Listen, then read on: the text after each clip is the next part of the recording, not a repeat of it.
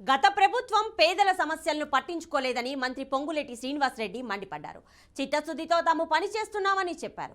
ఖమ్మం గ్రామీణ మండలం మంగళగూడెంలో నిర్వహించిన ప్రజాపాలన కార్యక్రమంలో పాల్గొన్న పొంగులేటి ఈ నెల 6 వరకు ప్రజాపాలన కొనసాగుతుందన్నారు.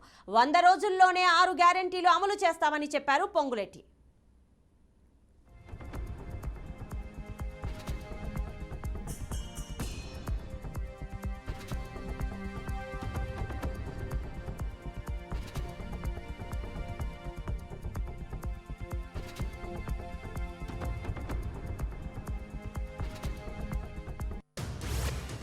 కాంగ్రెస్ ప్రభుత్వం ఏర్పడితే ఏవి 6 గ్యారెంటీలు ఇస్తామని చెప్పామో ఇందాక రేవంత్ రెడ్డి గారి సందేశాన్ని మీ ముందు కలెక్టర్ గారు చదివారు.